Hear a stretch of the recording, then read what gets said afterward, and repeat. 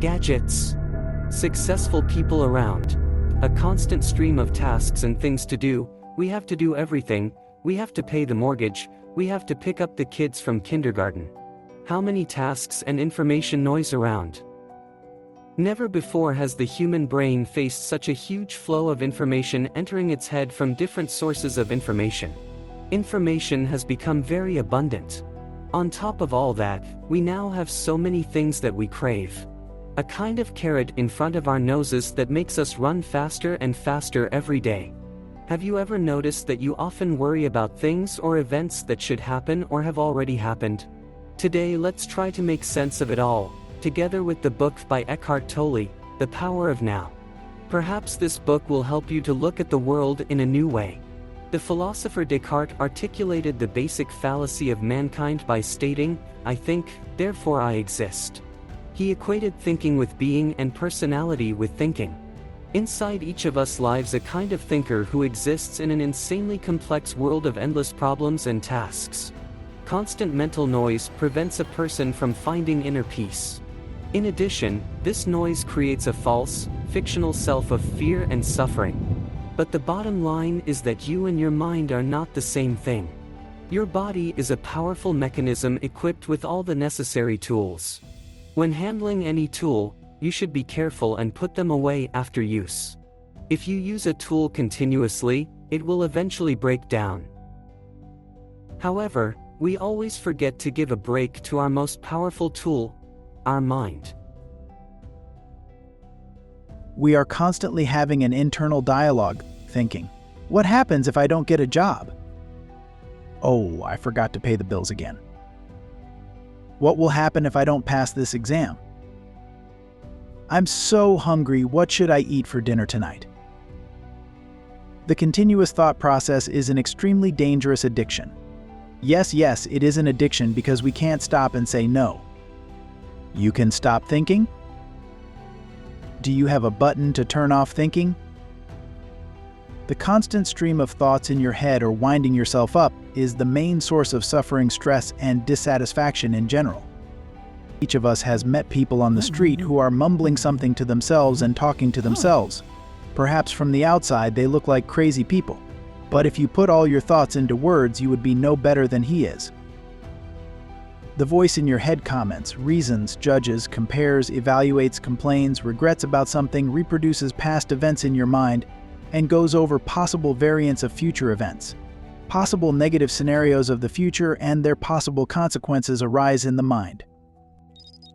If the thoughts relate to the present moment, our brain interprets the thoughts through the prism of our past experiences. Thus you perceive the present and judge it by looking at it with a view from the past, and the result is a distorted perception of reality. The author of the book argues that you can get rid of overthinking by paying full attention to the present moment. Live in the here and now. All you have is the present. The past is gone, it's gone. The future is not here yet, it hasn't come yet. We have only today, here and now. Time and mind are inseparable. If you take the mind out of the equation, time disappears. Imagine there are no people on our planet, only plants and animals. You walk up to an eagle and ask it, "Hey, what time is it?" The eagle will answer, "What time is it? What do you mean? The time is now. The time is here. Where else could it be?" To free yourself from the power of the mind, you have to start listening to the voice in your head, paying attention to the recurring thoughts. The voice should be listened to impartially, without emotion, observing the process as if from the outside. And soon it becomes clear the voice is there, and I am here. This feeling of my presence here is beyond the mind. When a person stops identifying with his mind, he stops feeding it, and the thoughts in his head, having lost power over his body, gradually subside.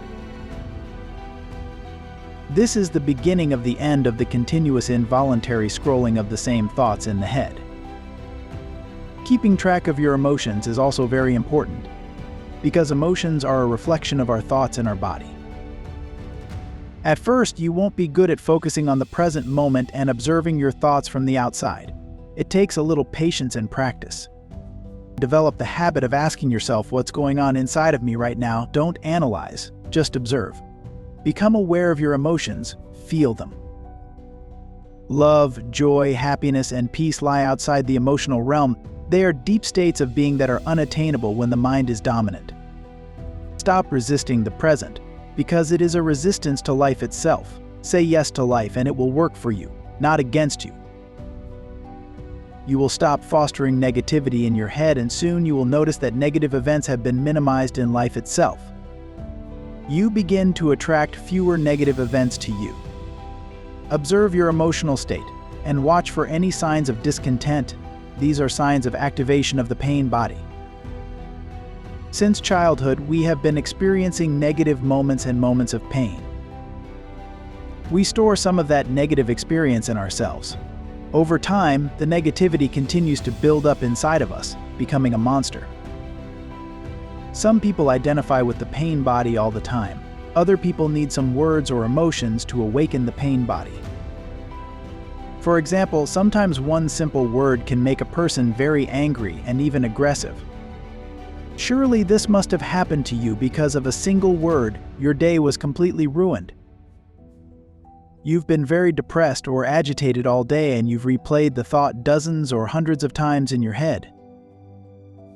If you feel that your emotional reaction to words or events is exaggerated, you know that they have activated your pain body. Do not identify with the pain. It is separate from you. It lives in your body and feeds off your attention. It will try to convince you that you are not separate, but you are not. The pain body is a shadow cast by the ego, which is a false identity created from your external experience. Almost all of us have a painful body. It is important to track it down and catch it before it overpowers you. The source of all stress and worry is thinking about what has happened in the past and what the future holds. Mentally, I was always living in the future, and I couldn't wait to reach it sooner. Have you ever noticed that your brain always draws a bright picture in your head? The future. In the future, we are always smarter, richer, and slimmer. When we are mentally stuck in the future, we ignore the present, we stop enjoying it. If we want what we don't have and don't want what we do have, we begin to hate our lives. How does this manifest in our lives? You feel that everything you do is just a means to achieve something greater. You think that if you get a certain job, things will get better in your life. If you achieve your goal, you will be happier. You are waiting for something to happen so that you can feel your life fulfilled. Achieving the goal itself never leads to happiness. Here's an example. Suppose you set yourself the goal of conquering Everest. If a helicopter were to come and fly you to the top of Everest, would you be happy? Probably not. Happiness is not about reaching the summit as soon as possible, nor is it about staying at the foot of Everest. Happiness lies in the journey itself, in the present. So just relax and look around. What needs to be done right now? You will deal with the future when the time comes. Do not let your mind control you. If you feel calm and free from the weight of problems now, a few days later your mind will start creating new problems, won't it? So just focus on what you have right now. Start small. Be in the present when you make dinner, when you wait for the elevator, when you take a shower. Over time, you will be able to stay in the present longer. You can also practice a 10-minute meditation every day. This will help you realize the tricks your mind is capable of. You will notice how often you are transported through time. You will be anywhere but here. And once you realize this, you will be transported to the present. This realization opens up a path to true inner peace and happiness. You begin to understand that your happiness does not depend on external circumstances, but comes from your inner state. Accepting the present moment, regardless of its content, allows you to free yourself from the burdens of the past and worries about the future. The main takeaway from The Power of Now is that the only moment you can truly live in is now. It is important to learn to let go of thoughts about the future and the past, which often create unnecessary stress and anxiety. Mindfulness is the key to understanding and experiencing your life in its fullest. When you focus on the present, you open yourself up to true happiness, love, and peace. By managing your attention and practicing mindfulness, you can create harmony within yourself and in the world around you. Take a step towards a life free from suffering. Rid yourself of obsessive thoughts and find joy in simple moments. Ultimately, the realization that everything you truly need is already within you becomes the foundation for a deeper and more fulfilling existence.